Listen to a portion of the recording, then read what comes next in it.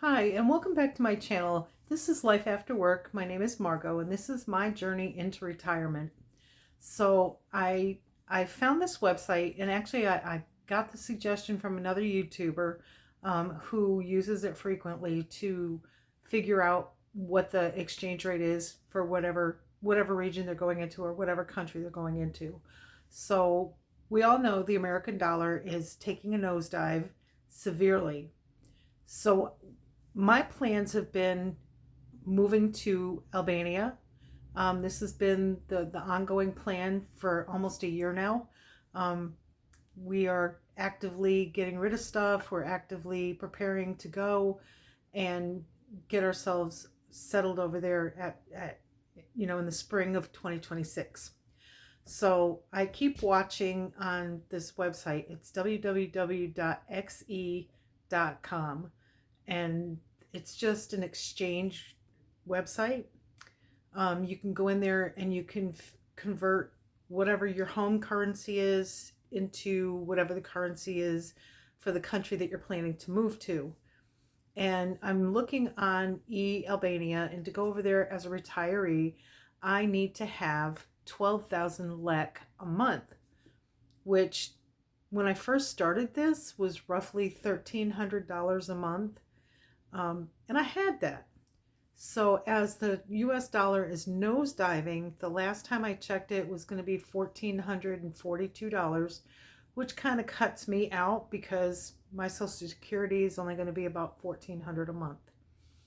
So I really kind of had a panic attack moment because this has been my dream. This is where I want to go. This is where I'm going to feel I think I'm going to feel at home. I'm going to put it that way, because I've already lived in Europe. I know how it works. I've been there, spent a lot of time on the ground in Germany, learned to speak the language on the ground on the fly. Um, Back then, there was no such thing as getting on and using Rosetta Stone. There was no such thing as getting on and having Duolingo to teach you the basics. So I literally learned on the fly when I was in Germany. I'm doing slightly better with Albanian, where I did actually get some books and joined a Facebook group that they kind of teach you Albanian. So I've been doing that. I haven't been religious about it, but when I get a chance or I get bored and I need to take a break from house cleaning or working or whatever, I jump on there and I do a little bit of reading and learning trying to learn my numbers, trying to learn my ABCs, stuff like that. But whenever I saw that now I don't qualify to retire there, like, what are my options?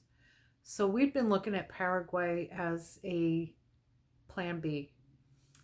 I had been looking at Montenegro, which requires more money than Albania, and looking at North Macedonia, which pretty much requires more money than Albania. And I kind of like had to wipe them off the board for my plan B. Yeah, there's still plan C and D, but in a pinch, if I have to dive out in a heartbeat, where am I going to go?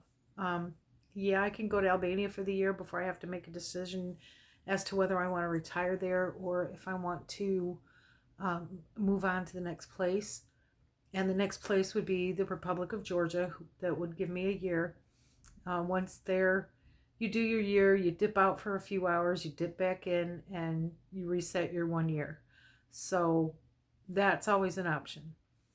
My son's not comfortable with the proximity to Russia, and it doesn't bother me. Like, it doesn't bother me.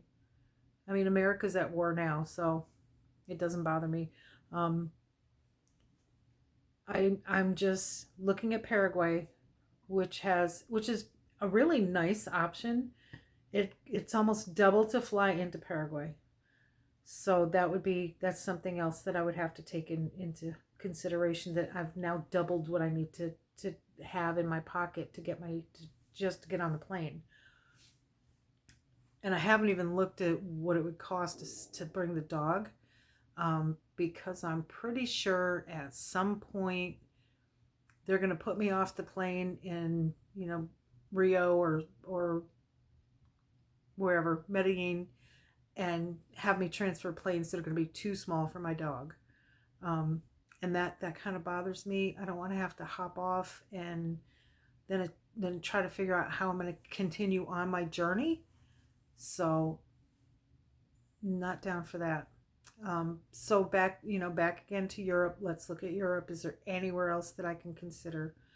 So, after much thought and a lot of sleepless nights, I have considered we're going to go ahead and go with plan A and head to Albania and hope that over the year the American dollar strengthens again to where when I put in papers to retire, I make the cut. Um, just keep me, just say a prayer for me because that's where I'm at.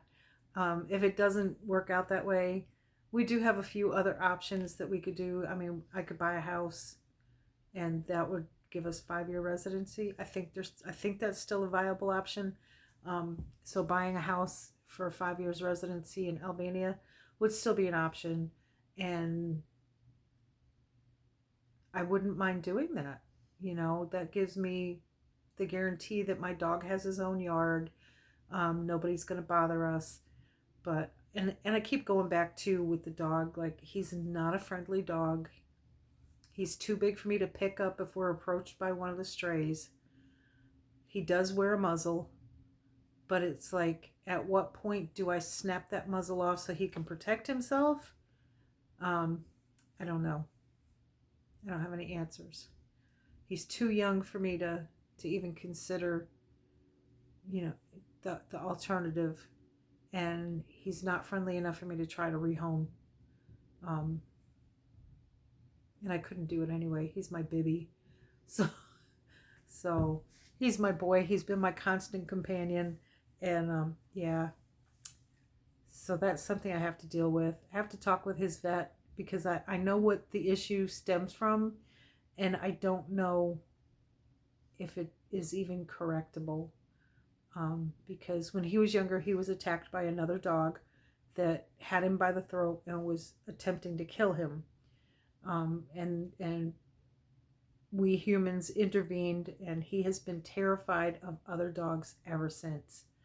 So I don't think that's ever fixable, because back in his mind, all dogs are going to attack him now. And so he's always 100% on the defense.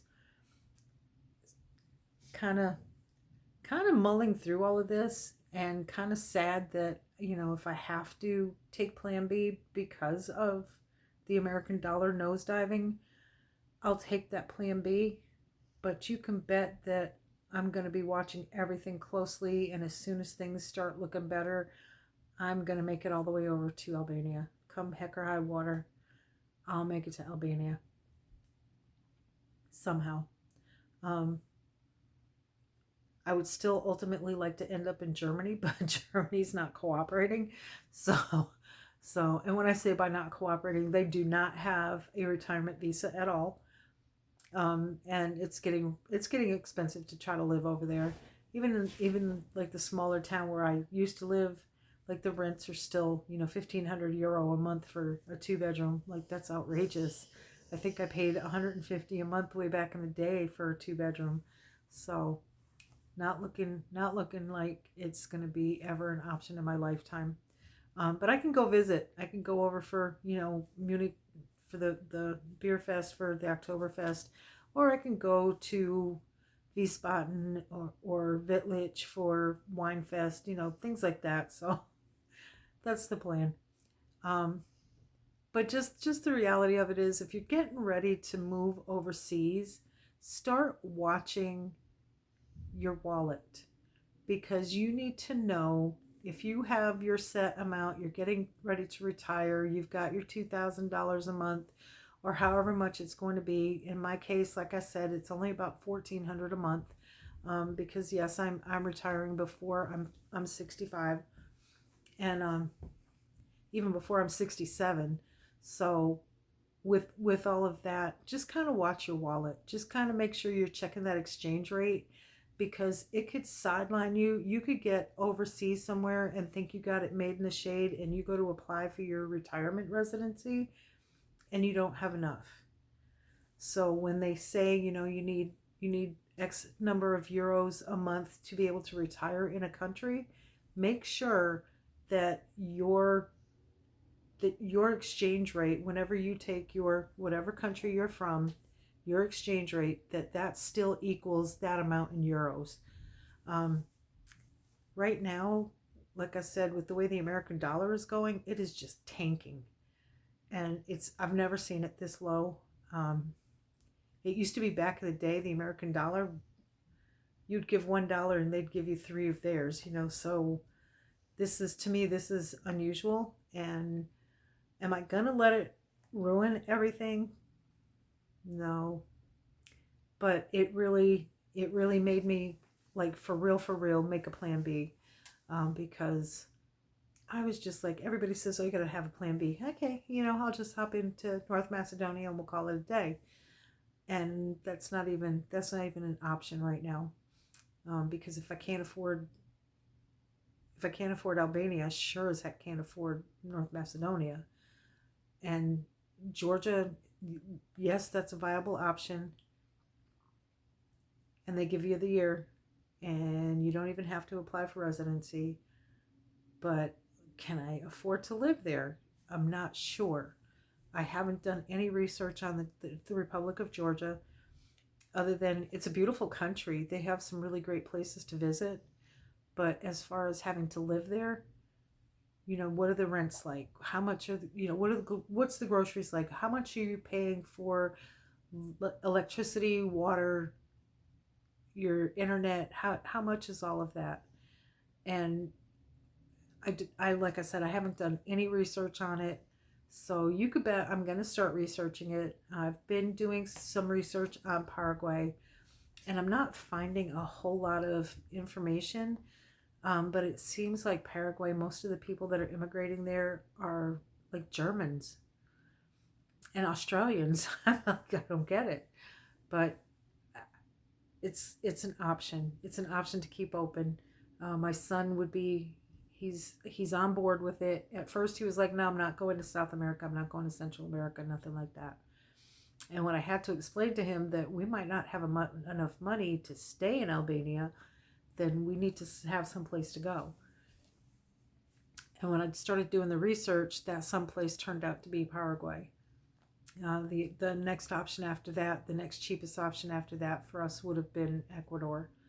And Paraguay is a good option for him because he can come over and he can apply for residency, and they don't check to see how much money you have in the bank. They don't care. As long as you're not a burden on their system, come on over. And there, it's similar. You can get a rental. If you're going to rent in the cities, yes, you're going to pay quite a bit more. But if you stay on the outskirts in the smaller towns, you're going to pay a lot less. And pretty walkable from what I've seen. Like, I've seen like a little bits of Asuncion and a little bit of Encarnacion. Pretty walkable towns, it looks like. But I think at some point we're not going to be living in the big cities, so we will need some type of transportation, whether it's a scooter, a small car, something like that. So I just kind of wanted to jump on and just kind of share with y'all to make sure you guys are checking the exchange rates. If you're making hard plans to go somewhere, check the exchange rates. Make sure the area is still viable for what you are going to be making every month. Whether it's your pension, your Social Security, whatever it is, make sure that area is still viable for you. And like I said, Americans, our dollar is tanking and we're going to be hit hard. Other countries, I'm not sure. I haven't looked at Canada, like what is your dollar doing? And I really haven't looked at South Africa or Australia or any places like that where people are immigrating all over the place from. And we all know where the euro is at, so those folks will be fine. All right. Hit that like and subscribe button if I'm, touching a nerve anywhere. Uh, if you're so inclined, hit that buy me a coffee button. Any proceeds I get from that is going to go to buy new camera equipment, microphones, camera lighting, stuff like that. Because I don't need y'all to buy me a coffee, but it might be helpful to be able to start getting some good camera equipment other than my cell phone and my GoPro. So hit me up. Anybody got any questions, ask me in the comments. I'm more than happy to answer questions. If I know an answer, I will get it to you. If not, I will research the heck out of it and get you an answer somehow. If nothing else, I'll find you a website. So have a good night, everybody, and thanks again. And hit that like and subscribe button. Peace, love, and hugs to all. And thanks for letting me get that out because I've been really worried about that.